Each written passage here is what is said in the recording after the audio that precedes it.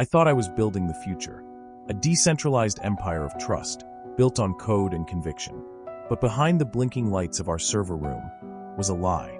A carefully engineered illusion powered by offshore accounts, market manipulation, and one man's obsession with power. My name doesn't matter. What I saw does. I was there when it started, and I watched it collapse. This isn't a story about crypto. It's about betrayal. It's about how ethical standards were rewritten in the shadows, how emotions were engineered, and how the people who trusted us were manipulated by the very tools we claimed to liberate them with. You want to understand dark psychology? This is it. From inside the lab.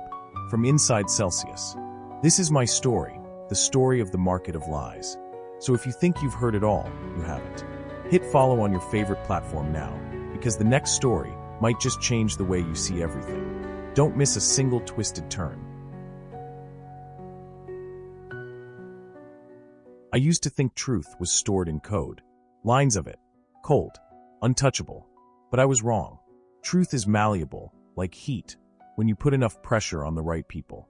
At Celsius, I worked where the heat lived. Behind a double-locked door labeled server, authorized only. Back there, time didn't tick. It blinked in blue and green. And every blinking light was a heartbeat in a machine that lied better than most humans ever could. I didn't start out knowing it was a lie. None of us did. We were engineers, marketers, analysts, talking Web3 dreams over bad coffee. But now I know better. I was an accessory to market manipulation, to psychological warfare dressed up as financial freedom. And I'm here to tell you how we did it, and how I finally broke. My name is irrelevant, but I was one of the architects behind Celsius Network's infrastructure, specifically the architecture of trust. Because that's what crypto runs on, right? Not banks, not laws. Trust. My team built the pipes that moved billions. Cold wallets, multi-sig approvals, front-end obfuscation. Most engineers just coded. I watched. I studied the human dynamics, not just the back end. Watched Mashinsky in meetings, running whiteboard sessions like a messiah with a marker. He didn't speak in code. He spoke in mantras. We're unbanking the banked. CL is freedom. Trust through decentralization. But I saw the server room logs. I saw the admin wallets. And the things we told the public didn't line up with the things we ran privately. It started with a folder. One line of code changed. No Jira ticket. No log trail. Just a push to production at 2:37 a.m. on a Saturday. The code throttled CL token visibility on our internal ledger. It looked like price support, but it was market psychology engineering. Smoothing volatility, suppressing withdrawals, controlling perception. Later, we'd call it security. But it was a script, and that script rewrote reality. You don't realize how easily people can be influenced until you control the exit doors of their money. I remember watching Mashinsky through the glass as he pitched to a room full of VCs. He was electric, charismatic. He spoke like a preacher and marketed like a magician. We're better than the banks. More honest. More transparent. And yet, I just rerouted a withdrawal queue to delay $3.2 million in institutional exits. Why? Because one of our partners had flagged a liquidity stress signal. Internally, they called it the fog. It meant we were broke, but still smiling. That day, I went home and sat in the dark. Watched my ceiling fan spin like a noose. Tried not to think about the retiree in Kansas whose crypto we'd frozen without telling them. Just a technical error email. Nothing more. Over time, you stop feeling guilt. You start optimizing it. They told us to be masters of influence. That we weren't lying, just curating financial narratives. We were briefed on NLP techniques, body language, audio manipulation for investor calls. Mashinsky even invited a behavioral consultant who taught us how to mirror emotions, use tone pacing, control group dynamics. I called it manipulation. He called it leadership. But the moment that broke me came in server room 3. That's where the legacy backups were kept. Deep storage. Air-gapped. One night, during a routine audit, I saw a folder labeled Militia. No one ever talked about it. Inside were comms from a hidden Slack channel. They talked openly about pumping the CL token, using fake OTC trades to suggest market health, selling CL to retail clients even after we knew the floor was gone. One message hit me like a punch. Just keep the believers busy.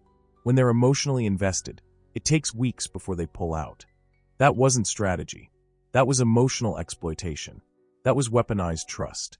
I copied everything, encrypted it, saved it to a personal drive. But I didn't run. Not yet.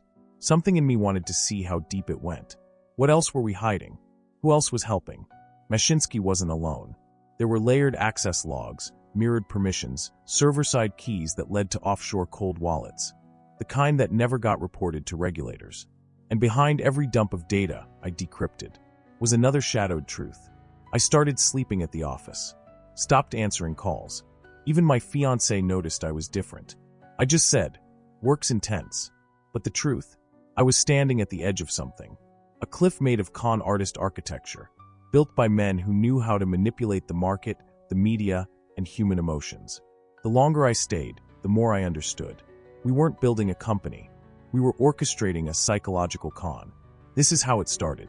With silence, with blinking lights, with ethical standards sacrificed for quarterly growth. But I'm not silent anymore. I'm going to tell you what came next. How I became a threat. How I became disposable. And how this entire operation unraveled in public view. Long after we buried it in the server room. You ever watch someone hypnotize a room? That was Mashinsky's gift. He didn't need screens. Didn't need PowerPoints. He had something else, something harder to detect. Celestial insight. That's what he called it. And when he walked into a meeting room, we followed it like disciples. They say manipulation works best when it feels like a calling. Inside Celsius, that calling came wrapped in startup slogans and the illusion of ethical leadership.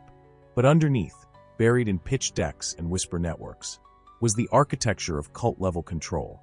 We had these all-hands meetings every second Monday. Mashinsky didn't talk to us like employees. He spoke like a man delivering a prophecy. We're not building a company. We're rebuilding society. Everyone clapped. I didn't. Not anymore. That day, he unveiled something called the Unbanking Manifesto. It sounded revolutionary. But as he broke it down, I realized it wasn't a roadmap. It was a psychological blueprint.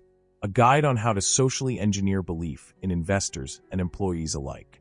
You don't sell crypto. You sell control over fear. You don't sell numbers. You sell freedom from numbers. You don't market Celsius. You market shame relief. He paused after that one. Let it hang. And people nodded like they just heard scripture. I looked around the room. Product leads, marketing heads, growth hackers, all trained in persuasion methods, cognitive psychology, even body intelligence workshops. We weren't a tech company anymore. We were a theater. A few days later, a marketing strategist pulled me into a breakout room. We're rolling out the new CL Trust video. You're in it. I didn't remember signing off on anything. Didn't matter. They had footage of me, explaining back-end logic, edited over emotional piano music, cut with footage of farmers and children smiling. Narrative manipulation, emotional alignment, media seduction. We were taught to curate stories, not tell them. And once we controlled the story, we could engineer outcomes. Market emotions, investor actions, even employee loyalty. The company started hiring influencers, not just tech analysts, fitness gurus, self-help coaches, even a famous chess streamer. People with reach, not relevance. They weren't pitching Celsius, they were pitching hope. Hope, powered by offshore accounts, fabricated liquidity, and curated tales of personal growth. They trained us on psychology tips, persuasive language tools, and influence mastery.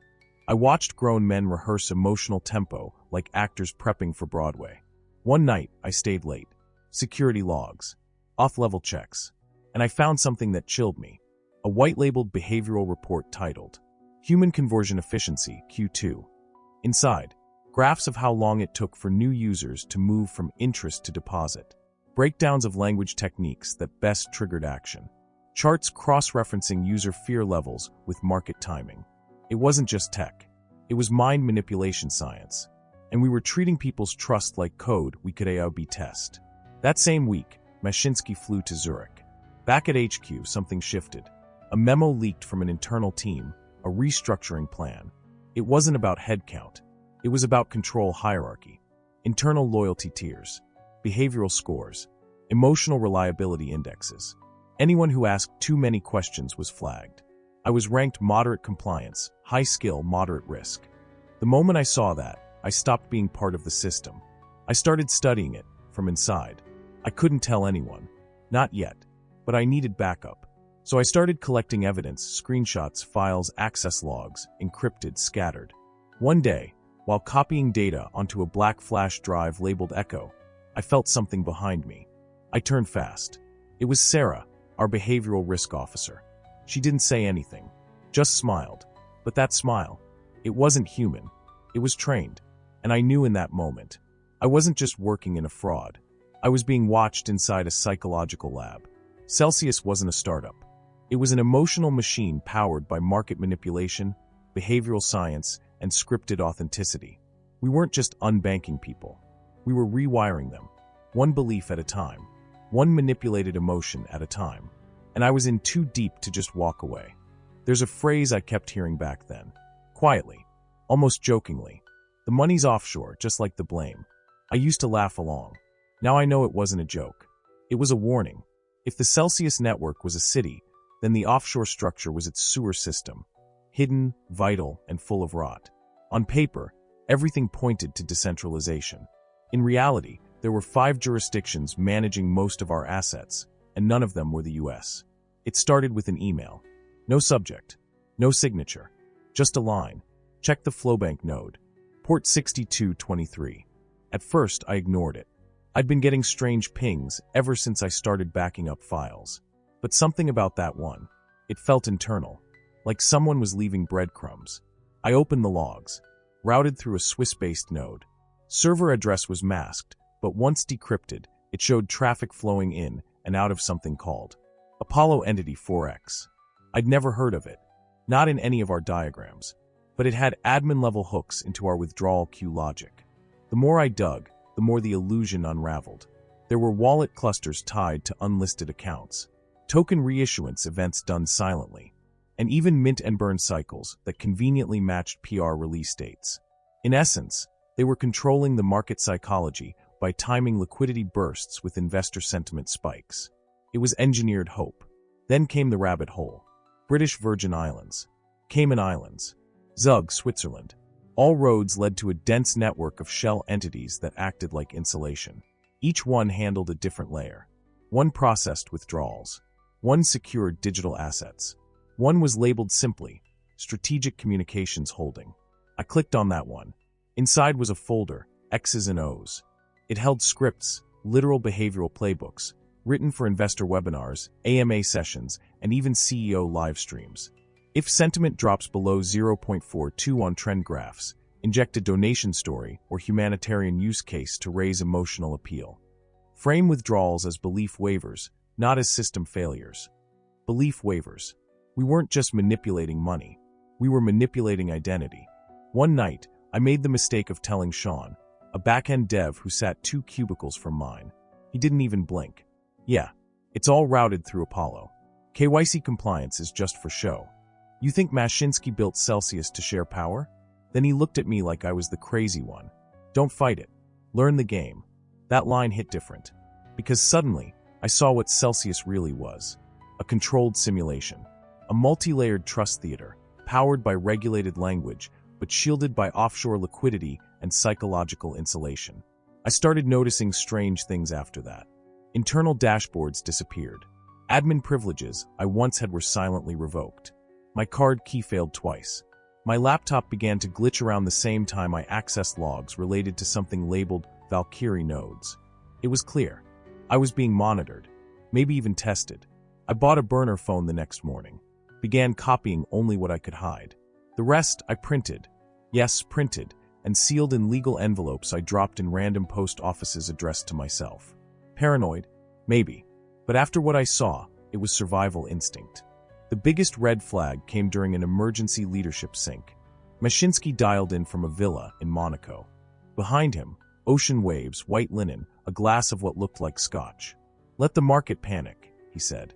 That's when the weak sell. That's when we buy them back. I stared at the screen. Other leaders nodded.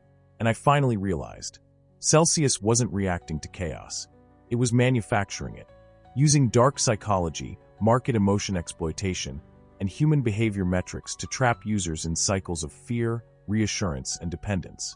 At night, I began recording voice memos. For myself. For proof. For sanity. Here's one. They're not just moving crypto. They're moving control. Social manipulation isn't a side effect, it's the product. And we're all in too deep to just leave. They've built a machine, and the power source isn't money. It's belief. That's when I decided to plan my exit. Not just physically, but narratively. Because what I'd witnessed wasn't just fraud. It was a masterclass in mass persuasion, fueled by offshore systems, orchestrated scarcity, and a ruthless understanding of emotional engineering. I couldn't fight them legally, not yet. But I could outwit them in story. And that's what this recording is. My confession, my warning, my revenge. They used to say trust and honesty so often at Celsius. I started to hear it in quotes, not as values, as slogans, as psychological mitigation techniques. Because when a lie is told in the tone of truth, people don't question the message. They question their own instincts. That was Mashinsky's real gift. Not blockchain, not finance, narrative infection. I remember the meeting like it was a dream I couldn't wake up from. Q2 morale check-in. Dozens of us packed into a glass-walled conference room. On the screen, a slide that simply read, "Trust equals control of perception." Mashinsky smiled like he'd invented gravity. People don't need the truth. They need consistency. If you give them that, they'll call it honesty. There was a pause. No one pushed back. Not even me. We'd stopped reacting months ago. We weren't team members anymore. We were performers in a global illusion, where ethical leadership was just a lighting trick. The company handbook had an entire chapter on voice alignment. That's what they called our scripting strategy for investor outreach. Each department had a tone guide, even color palettes for presentations that matched emotional confidence levels of retail users. Example: blue equals trust recovery, green equals momentum messaging, yellow equals skeptic reassurance. We weren't delivering updates. We were managing belief. Then came the worst part, the internal wellness initiative. They called it body intelligence optimization. Sounded like a self-help app, but it was a soft surveillance network. Weekly check-ins weren't about burnout. They were about emotional predictability. Were you too quiet? Too reactive? Did your productivity dip after major CL fluctuations? If you triggered enough flags, you'd get a private session with HR. But HR didn't ask about stress. They asked about loyalty. Do you still feel aligned with our vision? That question haunts me to this day. Because behind every wellness check, behind every supportive conversation, was the real goal. Identify threats. Reassign loyalty. Preserve the illusion. At one point, they brought in a team called the Mirrors.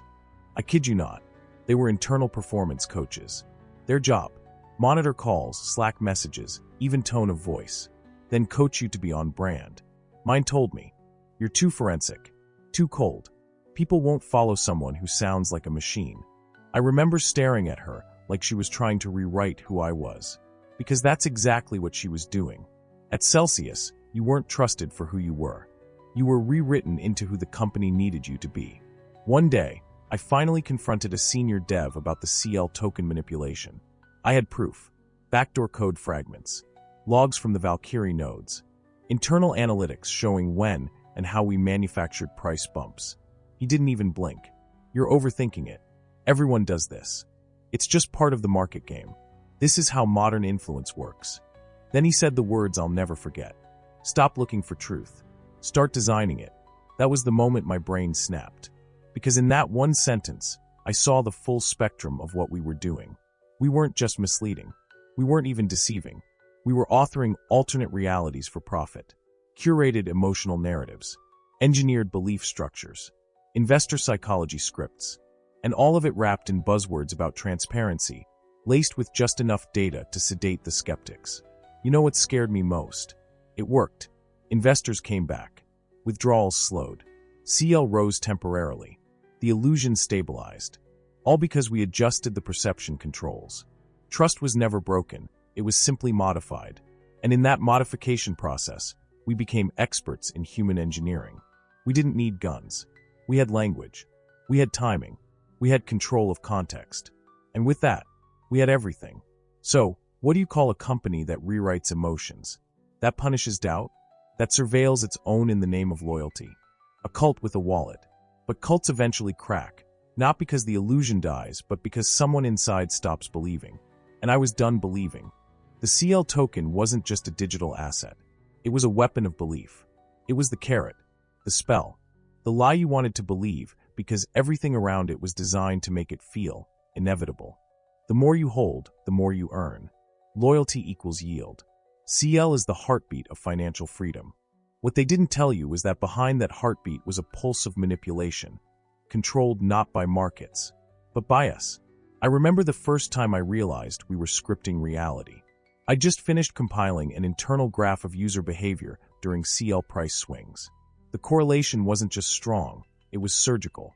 Every time the token dipped, withdrawals spiked.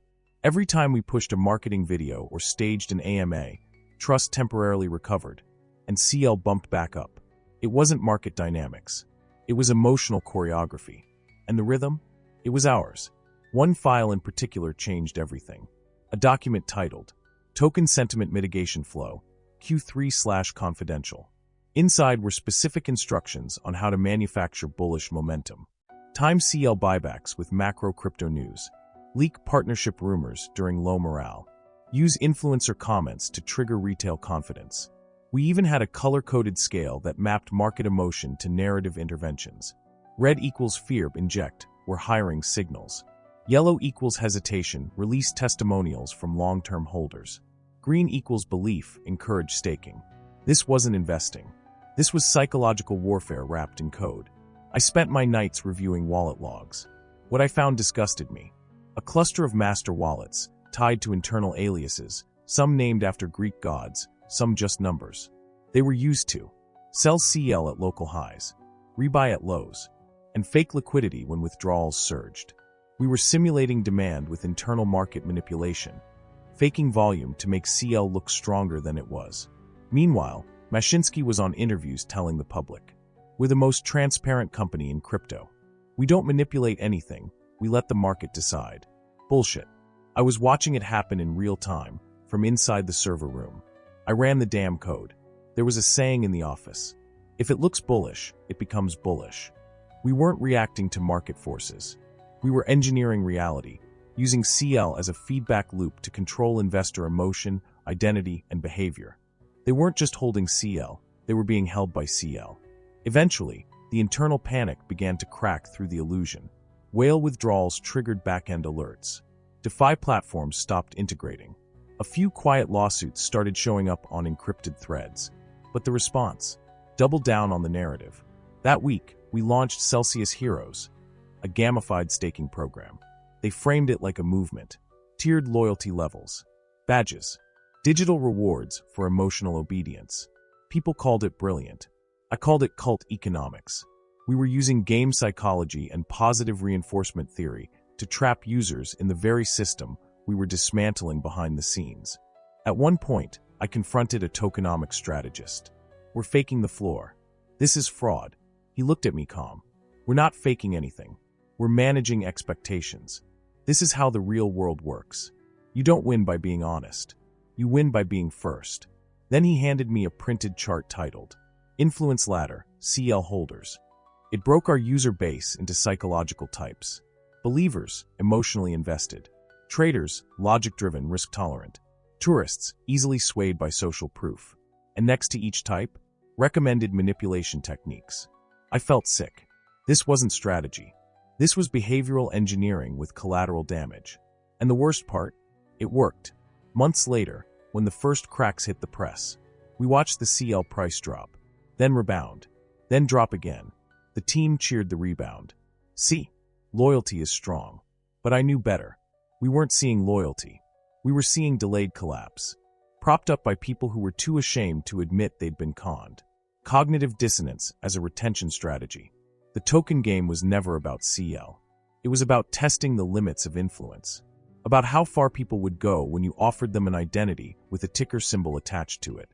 And when that identity started to crack, we handed them new words to say, new dreams to buy into, new stories to keep them from pulling the plug. By the end of it, CL wasn't a token. It was a belief virus. One we coded, tested, and unleashed into a market hungry for freedom, but blind to how much control they were surrendering. The night it all shifted. The server room was colder than usual. I remember it because the air had a hum, not the sound of machines, but the kind that fills your ears when your heart is beating too loud. That was the night I met Spectre. Not a person, a file. And the moment I opened it, I stopped being an employee. It was 2:12 a.m. I'd stayed late under the excuse of optimizing latency on our token liquidity scripts. In reality, I was digging. For weeks I'd been copying logs, creating encrypted image files, uploading them to hidden Git folders under fake names like Art Exploration 2.0 and PS1 prototypes. I was building a personal black box, in case everything went wrong. I didn't know how soon that would be. A system alert pinged me. Unauthorized access attempt in server Vault C. That's cold storage for archived comms and deprecated access credentials, mostly overlooked. I thought it was a glitch. I opened the internal audit trail. That's when I saw it. Spectre.log. Timestamped. Untouched. Encrypted in layers I'd never seen before. I bypassed 2 failsafes. Forced decryption with an old admin master key. The screen blinked, flickered, then opened. A simple command line. 1 sentence. If you're reading this, you already know too much. I froze, and then it began to scroll. Spectre was a whistleblower archive, but it didn't come from outside. It came from inside Celsius. Someone, I still don't know who, had built a digital vault of evidence. Internal memos from legal urging destruction of compliance documents. Audio clips of Mashinsky mocking users. Private Slack threads where senior devs discussed ways to delay exits without alerting panic. There were even voice-to-text logs of investor calls labeled with emotional readouts. Caller distressed. Use empathy script. Caller angry. Escalate to loyalty team. Delay refund. Each file was a bomb. But one folder stopped me cold. It was labeled, buried bylines. Inside, a PDF titled, Intel on Politicians. Notes about donations. Leverage points. Mutual favors. Not illegal, maybe, but undeniably corrupt. We weren't just manipulating markets anymore. We were manipulating narratives in boardrooms, in DC, in press rooms. This was a game of power. And it wasn't just financial. It was institutional. The more I read, the more paranoid I became. Suddenly, every server ping felt targeted. Every footstep in the hallway sounded like surveillance. So I copied everything, burned it onto a clean SSD, swallowed my fear, walked out of the server room, and told no one. That night, I didn't go home. I went to a 24-hour diner and sat in the corner booth, staring at the hard drive in my backpack like it was cursed. Because it was. I had become dangerous, not to myself, but to a system built on silence. The next day, I came into work and found my desk cleared. Laptop gone. Badge revoked. Security told me I was on temporary reassignment. No explanation. No access. No answers. My name was scrubbed from Slack. Emails bounced. Just like that, I was a ghost. A human asset turned risk profile. They hadn't fired me. They'd erased me. But they made one mistake. They hadn't found my backup, or the burner phone I'd buried under a loose tile in the server room bathroom. It buzzed the next night. One message. You saw it, didn't you? No name. No sender. Just an IP trace that led to a VPN exit node in Iceland. Whoever Spectre was, they knew I was still out there. And they were watching. That's when I understood the final truth. Celsius wasn't collapsing. It was protecting itself, burning its own files, shuffling money into newer wallets, scripting legal defense narratives. It wasn't dying. It was shedding its skin. And people like me, we were liabilities, living evidence, ghosts of a truth too big to kill, but too dangerous to let speak freely. So I made a choice. I'd go dark, disappear, then speak when no one expected me to, because the collapse was coming. And when it did, when the media caught up, when the subpoenas landed, when the lawsuits started to multiply, people would ask, how did this happen? And I wanted to be there to answer, not with guesses, but with files, with secrets, with truth. When a company like Celsius wants to destroy you, they don't fire you, they don't sue you, they erase your certainty. That's the first mitigation technique. Make you question yourself before anyone else has to. After I was reassigned, the world didn't explode. That's what caught me off guard. I expected confrontation, lawyers, HR notices, maybe even black bag security. But instead, I got silence. That's how you know you're inside a machine built on psychological manipulation. It doesn't need to touch you to control you. It just makes you feel ungrounded. My friends stopped replying. One coworker, Jen, messaged me late at night. I'm sorry. They told us you were having an episode. HR said not to engage. An episode. The term weaponized concern. A tactic lifted straight from the behavioral playbook they taught us. Empathy deflection. Make the whistleblower look unstable. Not evil. Not wrong. Just unreliable. It's cleaner that way. Meanwhile, my apartment started to feel like a surveillance cage. Wi-Fi lagged randomly. Emails bounced. Once, my building manager said 2 men claiming to be fire inspection had asked for unit access while I was gone. I knew I was being watched, but not publicly, not criminally. They were deploying what we called sub-threshold tactics. Delay, disorient, discredit. I knew because I helped design the protocols. I wasn't just out of a job. I was now inside a soft war zone, a silent battlefield where every social cue could be weaponized. And still, I didn't stop. If anything, it sharpened me. I created a rotating VPN, reformatted my phone weekly, split the Spectre drive into 5 parts, stored across dead drop locations in 3 different cities. I wasn't paranoid. I was methodical, because paranoia assumes irrationality. What I was experiencing was precise psychological warfare, engineered to fracture perception. And then came the reconciliation offer. It arrived via encrypted email from a lawyer I'd never met. Alexander appreciates your past contributions. He believes this is all a misunderstanding. Enclosed is a consulting retainer with NDA provisions. We'd love to find a way forward. 6 figures. Clean exit. All I had to do was sign. And disappear. That was the second technique. Buy out silence. Give the target a graceful exit, so they never go public. So they convince themselves it wasn't that bad. I stared at that contract for hours, finger hovering over the trackpad. Then I closed the laptop, because I knew the price of silence, and it was always more than they offered. The days bled into weeks. I lost track of time, started sleeping on couches, watching news cycles, waiting for the collapse. But it didn't come. Not yet. The manipulation machine was still spinning, still pumping stories, still faking health, until it slipped. An article on Reddit, small but viral. A Celsius user showed proof of a missing withdrawal. More joined in. A pattern emerged. Soon, Bloomberg picked it up. Then CNBC. Then subpoenas. I smiled for the first time in months, because the shadows were finally showing seams. But I also knew this was when they'd tighten their grip, because the more public it got, the more desperate they'd become to protect the illusion. And they weren't afraid of media. They were afraid of evidence. Me. That's when I noticed the tail. 2 blocks behind me. Same car, 2 days in a row. 3rd day, it disappeared.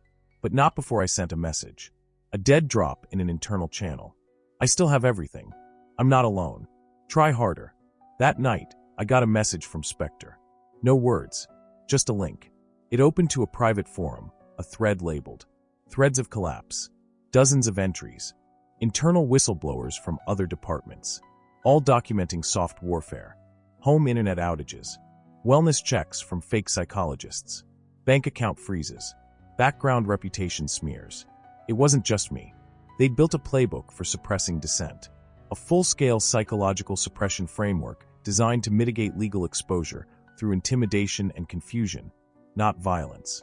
But the beauty of subtle tyranny is that once it's exposed, it shatters faster than brute force, because it relies on secrecy. And now, we had a network. We had files. We had narratives. And soon, we'd have a microphone. You expect collapse to sound like an explosion. Something loud, violent, final. But that's not how it happened. Celsius didn't detonate. It leaked. 1 cracked pipe at a time. 1 frozen account. 1 deleted tweet. 1 buried byline that refused to stay dead. I remember the moment it began. June 2022. Markets were red. Crypto was bleeding. But inside the Celsius network, the internal dashboards were worse than the public ones. I still had access, barely. Just enough to see the red flags blinking across server nodes like silent sirens. Delayed withdrawals exceeding threshold. USDT pool liquidity risk greater than 68%. Whale alert, tier 1 investor wallet depleting. I texted Spectre. It's happening.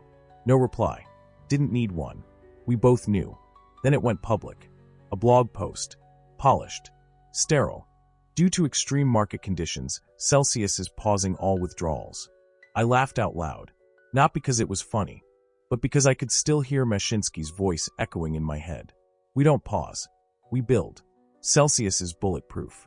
Now they were standing in front of the fire, pretending the building was just under renovation. Reddit melted first, then Twitter, then the lawsuits, frozen pensions, suicidal investors, people who'd trusted the vision, who had staked their identity in a system we'd manipulated into a digital Ponzi with better branding. I watched it unfold from the shadows. Burner phone in one hand, court filings in the other. News anchor voices dissecting what I'd been screaming into the void for months. Where did the money go? Who was in charge of compliance? Why were red flags ignored? Simple questions. Brutal answers. Answers I had, but no one had asked me yet. Because whistleblowers only get airtime after the empire burns. Not before. And then the mask cracked. Mashinsky arrested. Indicted for securities fraud, wire fraud, market manipulation. 12 years. Not enough. He didn't just steal money. He rewrote the meaning of trust. He turned transparency into theater and made people doubt their instincts until they couldn't tell the difference between a wallet and a noose. I'd expected relief, but what I felt was something colder, a kind of grief, not for them, for me, because I wasn't innocent.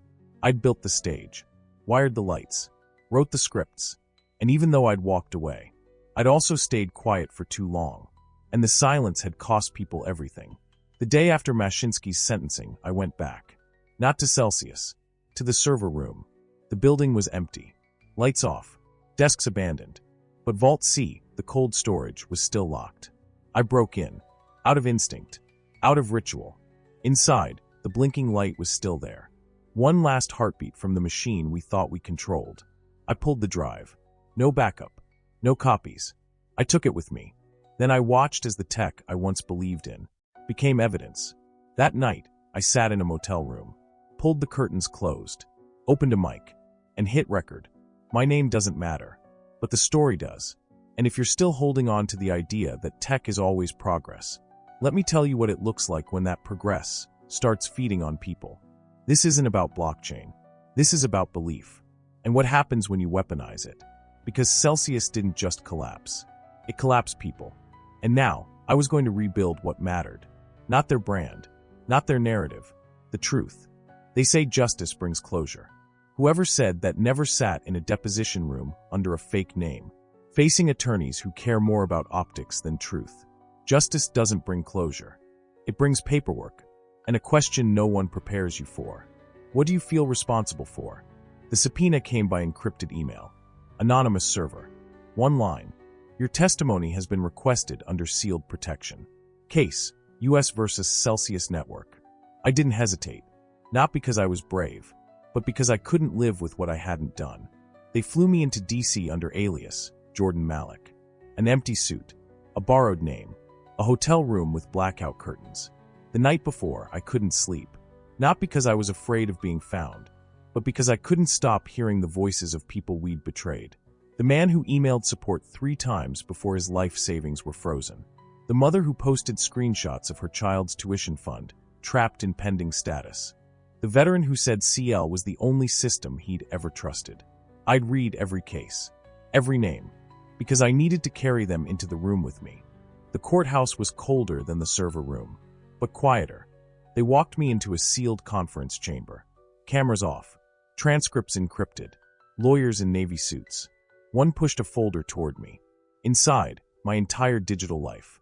Slack messages, encrypted backups, the Spectre files, my own recorded voice, stripped of context. The prosecutor leaned forward. How long did you know? When did you choose silence? What do you believe was your role? 3 questions. That's all it took to reopen everything I'd tried to compartmentalize. I answered. Slowly. Fully. No grandstanding. No moral high ground. Just facts. How the server code worked. How CL was inflated. How emotions were studied and weaponized. How influence became infrastructure. When I finished, one of the agents nodded. This changes the timeline. Thank you. That was it. No applause. No absolution. Just another man's mess, recorded and filed. And me, still somewhere between traitor and survivor. Outside the courthouse, I didn't feel free. I felt invisible. Not hunted, not heroic. just spent. Because testifying is just the act of giving away your guilt in manageable chunks. And what's left behind still lives in your bones. In the weeks after, I heard nothing. No emails, no threats, no specter. The world moved on. News cycles shifted. Other collapses. New tokens. Fresh promises. People forget fast. And that's the most dangerous part. Because the architecture of manipulation never dies. It just gets rebranded. One night, I sat alone in a co-working space. Not as a developer. Not as a whistleblower. Just a man. I opened a blank document. Typed one line. This is not a story about Celsius. It's a story about what you believe and who builds that belief. That's where this began. Not in a server room. Not in a courtroom. But in the aftermath. In the quiet realization that truth is only useful if it's passed forward. So now I speak, not to expose anymore. That part is done. Mashinsky's in prison. The company's in ruins. The case is closed. But the questions, they're still alive. And so is the system that allowed it. Which means this story still matters. Even if you never hear my name. I record this now from a place no GPS can find. A space between the past and the future. Between who I was and who I refused to become again. Not a whistleblower. Not an engineer. Just a voice. Telling you what I saw inside the lab. Because that's what Celsius was in the end. Not a company. A manipulation lab. A full-scale behavioral test site where belief was the variable and profit was the output. We engineered loyalty metrics the same way tech companies optimize clicks. We crafted emotional bonds using scripts, tone maps, and social psychology templates. We studied withdrawal behavior like psychologists study addiction patterns. We didn't just manipulate crypto markets. We built emotional economies, fueled by identity engineering and data-curated hope. And the lab? It worked. Until it didn't. Because the flaw in every manipulation experiment isn't technical. It's human. People don't crash all at once. They fracture. A tweet. A refund delay. A story that doesn't align with the polished video you just watched. And eventually, even the best illusions can't survive too many cracks. But what no one tells you is, manipulation doesn't need to be perfect. It just needs to last long enough. Long enough for the money to clear. The loyalty to harden. The trust to be unrecoverable. That's the game. So here's what I've learned, and what I want you to know. 1. If someone offers you identity in exchange for belief, run. Real systems don't demand your personality to function. 2. If the story is always heroic and never uncertain, question the narrator. Because truth isn't smooth. It's jagged. And anyone who tells you otherwise is selling you silence. 3. Watch what they don't measure. In our lab, we measured everything. Except integrity. I speak now not because I need forgiveness. I won't get that. I don't expect it. But because I owe you something. The blueprint. Not of Celsius. Of how belief is turned against you. Slowly, rationally, surgically. The way silence is incentivized. The way doubt is packaged as disloyalty. The way real people become psychological test subjects in systems they think they control. You might never work in crypto. You might never hear about Celsius again. But you will meet another system, another voice, another narrative crafted by people who speak in confidence, but build in shadows. And when you do, I want you to remember this.